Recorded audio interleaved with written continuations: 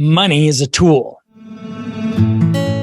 Financial literacy is a skill you can learn. My name is Dave Gallegos. I've spent the last 25 years in the mortgage industry with a front row seat to American financial habits. And what I have to offer is so much more than about mortgages. So join me for a journey into financial literacy, brought to you by me and Zenith Home Loans. I'm your host, Dave Gallegos. Hi, everybody. I'm Dave Gallegos, and this is More Than Mortgage. This is a podcast about your finances, and I'm passionate about this subject because I own a mortgage company, and for the last 27 years, I've had a front row seat in the way Americans manage their finances and the American consumer, and it was probably such an eye-opening experience for me at the age of 37 when I realized that so many people really struggle in this area, and not everybody, but lots of people struggle in this area. And money is such a sensitive subject, and it can be a very emotional subject. I've just had a front row seat, is what I like to say. I've had a front row seat in the way American consumers manage their finances. And sometimes it's really troubling. And so that's why I started this podcast, was to share everything that I've learned and to help you become better at managing your finances. I think there's 5 fundamentals to financial balance in your life. Number 1 is your credit, which is what we're going to be talking about today. Number 2 is your spending. Number 3 is your debt. Number 4 is your savings. And number 5 is your investing. Those 5 areas, I think, represent the 5 fundamentals for financial balance. And I think all of that just requires a vision and a desire for you to want something better than to be where you are right now, and the willingness to do the work. So anyway, that's what we're talking about. On the last episode, it was titled, You Should Have Perfect Credit. This episode is titled, You Should Have Perfect Credit Part 2. Some of a deeper dive into some of the other information around, we're talking about how, first of all, you should have perfect credit and why it matters. And that the first thing that I want everybody to hear and understand is that nobody cares about your credit as much as you do. I've said that many times on this podcast, and it's something to really take to heart, because you can have a perfect credit score. You don't have to pay a credit repair agency to do that for you. And in fact, I don't advocate for that. Some of them are very good. We know a couple of them if you would like a referral, but you can do this yourself, and it really isn't that difficult. You just start with an understanding that you can have an excellent credit score in when I say a very short period of time, depending on where you're starting from. It's up to you to have a great credit score. And the reason it's so important is because everything is harder with a bad credit score. This is from Dave Ramsey. It's a great quote. Your credit score is one of the most important tools in your financial arsenal. It dictates whether you can buy a home or even get a job.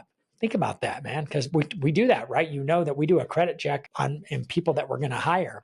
And if somebody had a really horrible credit score and like all kinds of credit issues, it might give us pause if we had 2 candidates and one of them had a great credit score. So it's something to keep in mind. So today we're going to talk about more strategies around derogatory credit reporting. And so if you have derogatory credit reporting items or items that are reporting on your credit, it's just you're starting here, right? So just understand that this is where you start and this is how you move forward in the future to get better at it. And it's not that difficult. And the first thing I want to say, there are times when you have inaccurate items reporting on your credit. Now, I would say in my experience, that is usually an exception and not the rule. A lot of people now, when I've talked to lots of people, they'll say like, oh, that's not mine. That's not mine. And then later, like, I guess that was mine. And so sometimes they don't recognize what's being reported, because if it's like a collection agency and they don't know what the collection is for, then they think that's not mine. And we can talk a little bit about how collection agencies work. If you've got a debt that a creditor has charged off, they don't just throw it in the trash and like let it go. They sell that note, they sell that debt, and they assign it to a collection agency. The collection agency pays them a percentage of the value of the debt. So if you owed $5,000, a credit reporting agency, depending on, the rest of your credit profile and your history and everything else, it's going to get sold off in a pool, but a pool of bad debt. A credit collection agency will buy that debt from that creditor, and then anything they collect over and above what they bought it for is profit to them. That's how credit agencies work. And that's something I didn't know before I got in this business. And so it behooves them to collect as much as they possibly can. It's important for you to know as a consumer that they bought that debt at a discount. and they need to make money on it. Otherwise, they're going to hound you, but it's a tricky game. So we'll get into that a little bit more. Here's the most important thing to understand, and that's a little further down, but the most important thing to understand is that if you have inaccurate items reporting on your credit, inaccurate derogatory credit on your credit report, then you absolutely need to dispute that stuff. And you can go to the FTC website. You can go to any one of the credit reporting agencies' websites and find all the information. I'm not going to get into it here because it's very, it's very mundane and it's boring, but it will tell you exactly what you have to do if you believe that you have items that are being reported on your credit incorrectly. You should absolutely dispute them. You shouldn't just be satisfied with it. In my experience, it's definitely the exception and not the rule. It's not something that I see as very common that people have a lot of things being reported on their credit that isn't accurate. It's just not been my experience. It happens occasionally, and you should definitely deal with it. But let's address now how to deal with anything that's reporting derogatory on your credit. And we're going to start with late payments, because late payments is like the first thing that we look for. And so if you haven't had any late payments in the last 12 to 24 months, you're going to have a pretty good credit score. And if you haven't had any late payments longer than that, you're going to have an excellent credit score, right? So late payments fall into one of two categories. And the first category is if you're somebody that always pays your bills on time, and then you just recently had a mistake where something got paid late. And I say a mistake, like maybe you knew you did it. Maybe you forgot to make a payment, because that's happened to me. But you've made a couple of mistakes, and it's in the last 30 to 90 days. Let's say that's it. But you've always paid on time. The rest of your history is blemish free. You would be so surprised if that's the case. You'd be so surprised at what you can accomplish by simply picking up the phone and calling the creditor and having a conversation with them about what happened. I have seen clients. This just happened to my nephew. My nephew and my brother called me because my nephew had some bad things reporting on his credit. This was a couple of years ago. He had some bad things reporting on his credit. So he was like, well, I'm going to have to wait. And I was like, no, dude, you should call that creditor and talk to them. And maybe it was a student loan payment or something, and they just hadn't started making the payment. And so he thought his credit was going to be really bad for a while. He was like, no. Call them. Call that creditor. And just because if otherwise you have a pretty good history, then they're going to want to work with you. And that has always been my experience, is if you have that good history. So you'd be surprised at what you can accomplish by just explaining to people what happened and is there any way they could possibly remove it. And if you've got a clean history with them, that's probably not going to be a big deal. Now, if it's a brand new account that you got and you opened it up 3 months ago and now you've got a late payment, that's not the same thing. And they're looking at you like, well, we just loaned you some money. We decided to give you some credit. And I'm talking about things like car loans or credit card payments, or, anything else you might finance at, like, a furniture store was the last place you should be financing anything. But so if it's a new debt, that's different. But if it's an old company you've had a history with for a long time, you'd be surprised at what they're going to be willing to do. And I've seen creditors remove late payments many times in the past, including for myself when I had to make that same phone call. So I once had something show up where I got a late notice in the mail, and it was for a freaking credit card I never used. I think it was a Capital One account. This is like over 15 years ago. And I didn't even really know I never used the card. So whenever the bill would come, I wouldn't even look at it. Right. And sure enough, this is what gets you is that the annual fee. They have an annual renewal fee or membership fee or whatever, and they charge it. And I didn't realize that it was charged. And then I've on this podcast many times, I've told you, make sure if you have a creditor, that you set up auto pay minimum payment due no matter what. You always have that in place so that you get auto paid and you never have a late reporting. Anyway, I got the notice that it was late. I called them. They removed it. I paid it right there on the phone with them. I said, this was a mistake. I just didn't look. And they're like, yeah, you're fine. And they took it off, and they never reported it. Or because I'm not even sure they ever reported it, but they didn't ever report it. And they have a right to report that anytime they want. So it's important for you to know that. And remember this, couple of pieces of really good advice.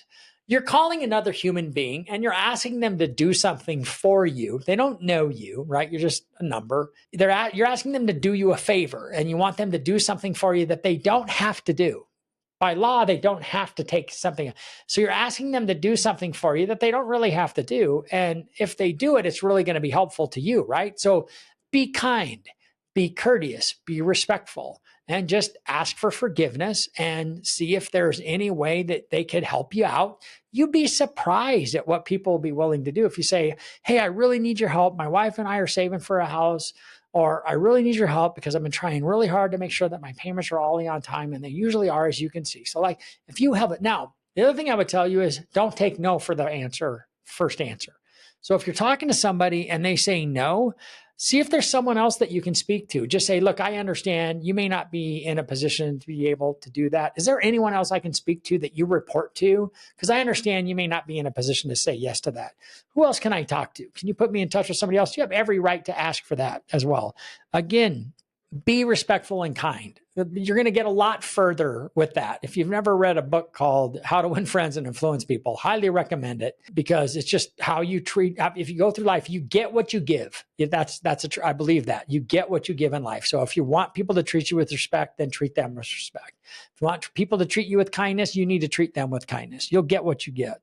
You get what you give. So now the second category is that on when it comes to late payments is that you pay late fairly consistently. In other words, you're not very good at paying your bills on time and you have a history of it. So that's, over the last 6 months, these are obviously going to be a lot more challenging to deal with because it's hard for you to make the phone call. You can certainly try. And I would tell you, definitely it's worth the time to make the phone call to see if you can get the creditor to remove something. But my experience is the further back that it goes, the harder that is to get them to do that because they're just looking at your history. And if your history is, I don't pay my bills on time very consistently, and I'd like you to just remove some of the late payments, they're like, well, why would we do that? And so you can see their point, right? If you get the creditor to remove it, it's great. But my experience, the further back it goes, the tougher that is to do. You're probably just going to, you're in all likelihood, I would still make the call. So make the call. All they can say is no, they can't kill you, right? So just make the call. My experience is that you're just probably going to have to suck it up and begin to pay everything on time. What you could do is say, look, I know that I haven't been paying my bills on time very consistently, and I've probably not been a great client for you, but I want to be a great client for you. And my wife and I are really working hard on this, or I'm working really hard on this because I want to improve my position. I want to be in a position to buy a house at some point in the future. And everybody resonates with that, right? So to say, if I paid all my bill, if I paid on time for the next 6 months, would you guys consider removing everything that was derogatory for the 6 months before that? Like you're certainly, again, all they can say is no, they can't kill you. So you might as well ask. You may get that, but my guess is that in all likelihood, they're just going to have to suck it up and pay everything on time. So I always used to tell my customer, the most important time in your credit history is the last 12 months.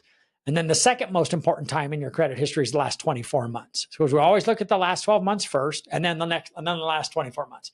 You got a clean credit report for the last 24 months, you're getting a mortgage, you got great credit. I mean, unless you're coming out of a bankruptcy or something, but even then, you can get pretty far pretty fast. But that's the most critical time in your credit report. So it's important to keep that in mind. Now let's talk about some of the more serious blemishes on your credit report. And what I'm talking about here are collections, liens, and judgments. And those are three different things. So regarding collections, I always advocate that you make an arrangement with the collection agency. Remember what I said, the collection agency bought your debt at a discount. So if it was a $5,000 credit, they bought it. I mean, depending on how old it is, and the older it is, the less it's worth to everybody, right? So just keep that in mind. They bought it at a discount, so you can negotiate with these credit reporting agencies. They don't think that you know that, and then whatever you do, and this is really an important thing, having that collection on there really bangs your credit pretty hard. If we're going to get the collection taken care of, we would like the collection removed altogether. We don't want the collection to report as paid. That is going to be another hit. So the day the collection hits your credit report, you take a hit to your credit score. If 6 months later you pay that off and then they mark it as collection paid, you're going to take another hit to your credit report. What you're really looking for is for them to remove the collection being reported at all. Now they can do that. They won't tell you that, but they can do that. If the best position to be in with a collection is If you're in a position to pay off the debt and you can negotiate a fair amount. So if it was a $5,000 collection and you can negotiate, look, if I paid you $2,500, could you forgive the debt and remove the collection from my credit report? Could you forgive the debt? They didn't pay $2,500 for it. So now they're not going to say yes to your first offer. So lowball it if you want. You might say, if I pay you $1,000, you got nothing to lose. And obviously you have to have the money. You got to be willing to do it. But again, before you do anything, get what they agree to do in writing. Because what you have seen, if you pay them and they told you they would remove it and then they don't remove it, there's nothing you can do. You have no leverage. So make sure that you get it in writing and demand to see it in writing. Have them email it to you. Just say, if you send that to me in writing, that I will do that. Give them time, and then that's how you'll do it. That's how collections work. There are some negotiation tactics there. Again, they don't have to remove it if they don't want to, but that's what you're shooting for when you call them. Now, judgments and liens are entirely different animals. And in almost all cases, you're going to be required to pay these off unless you can prove to whoever filed the lien. Because once it's a legally filed lien, then the guy who filed the lien has a legal right to collect the money. And when I say the guy, the entity, the business, the IRS, you have to pay your IRS liens if you're going to try to get a mortgage. But anybody who files a lien or perfects a judgment against you, the debt, it's going to need to be paid in all cases, unless the one case where it's not your lien, it's not your debt, right? So, or not your judgment. So make sure it's yours before. I'm not saying you got to pay it even if it's not yours, but that's it. And the reason mortgage lenders don't like lending money to anybody who's got a judgment or a lien, for the simple reason that judgments and liens can be attached to real estate. And then that puts the lien for the mortgage company in jeopardy. So that's it. That's the deal on that. So just keep that in mind. That's it. Those are the only things on your credit report that matter. Late payments are the first thing, then collections, then liens, and then judgments. Those are all the negative items that you can possibly have. I used to tell my customers again that everybody's no more than 12 months away from getting a mortgage, because now that's assuming that you are, if today was the day that you started and you had no late payments going forward, and, there wasn't anybody, there wasn't a bunch of extra damage on your credit report that was going to show up after today, then if you pay your bills on time for the next 12 months, odds are you're going to have a pretty decent credit score in a 12-month period. That's it. That's because here's why. So and really simple. So this is what you don't know is the higher your credit score, the lower your interest rate. The lower your interest rate, the bigger the mortgage that you can qualify for, or the lower monthly payment you're going to have based on the size of that mortgage, because you're able to qualify for a lower rate. It's that simple. The lower your credit score, the higher the rate you're going to get, right? It's just how that works. So like we have a whole loan level price adjustment schedule that we have to live by. It's mind boggling. And it starts at anything 760 and above is the highest, and then 740 to 760, and then 720 to 740, and then 700 to 720, 680 to 700, 660 to 680, just like that. And every single one of those tiers results, as you go down the scale, results in a more expensive loan.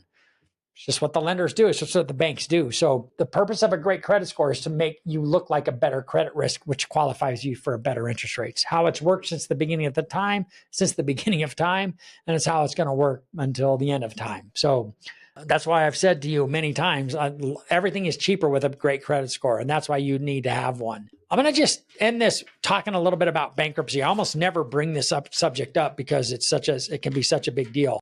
If you find yourself in such a bad position financially that you have all this debt that you can't pay, or all this past debt and it's all just piled up on you and it's like a hole that you can't dig out of, and you're considering bankruptcy, my advice would be, because if you go through a Chapter 7 bankruptcy and all your debts get discharged, you're 24 months away from a mortgage, right? And from a good mortgage, right? So if you're 24, and as long as you make all your payments on time after that bankruptcy discharges. But if you do a Chapter 13 bankruptcy, you've got to go through, you're still paying back all the debt. And we look at the credit, a mortgage lender looks at a bankruptcy on your credit report the same, whether it's a Chapter 7 or a Chapter 13. And this is just my personal opinion, that if I was going to declare bankruptcy in order to protect myself from my creditors, there is if you're going to get the end result of you, while it's admirable and honorable that you want to pay the debt that you accrued, the fact that you're going to take such a hard hit on your credit makes me doubt the value of being in a Chapter 13. Here's why bankruptcy lawyers prefer a Chapter 13 over a Chapter 7. They make more money. It's just the truth, okay? I've seen so many people get really horrible, almost, it should be malpractice. You should be able to sue them for malpractice. When they advise somebody who's got $10,000 worth of debt and they come to them saying, can you help me? I need to declare bankruptcy. And just because they're so desperate because they've been getting hounded by creditors, that lawyer will put them into a Chapter 13 bankruptcy on $10,000 instead of just advising them like what I just advised, like, look, we can work something out, but they don't get paid to do that. So if you're going to do a Chapter 7 or a Chapter 13, you need to make sure, if you're going out, you might as well go out on a pretty big amount of debt. Why you would declare bankruptcy on $10,000 or $11,000 or $20,000, it doesn't make any sense given, it depends on your financial situation. Of course, every situation is different. This is just my opinion. And I have strong opinions about this because I've had a couple of family members that have gone down this road. I've seen this happen with a lot of clients as well, where they just, and people, the thing is that you're embarrassed. You're embarrassed because you don't want to talk to anybody about the financial situation that you find yourself in. And so then you end up listening to strangers who are not looking out for your best interest. You need to find somebody in your life that you trust financially who has nothing to gain by the advice that they're giving you, instead of talking to somebody who has something to gain by the advice that they're giving you. I have nothing to gain by giving you this advice. What I'm telling you is, if you're going to declare bankruptcy, you might as well do the Chapter 7. The Chapter 13 is not giving you any benefits at all financially. We have laws in this country, and it's one of the laws that we have that allows somebody to do a Chapter 7 bankruptcy to protect themselves from their creditors and wipe out all their debt. Don't just go with the Chapter 13, guys, okay? Because it just makes sure you understand the difference. And if you ever want to talk to anybody about it, all of my loan officers know what it is. I'm happy to talk to you about it. You can reach me. You can find me online.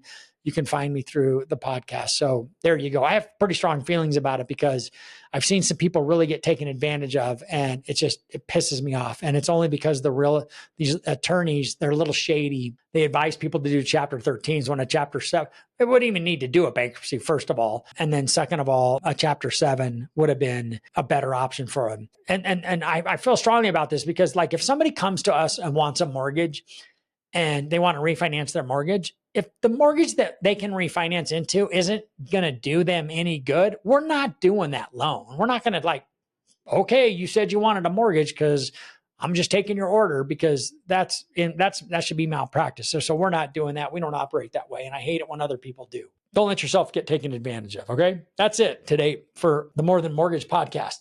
Please do me a favor. I need your help.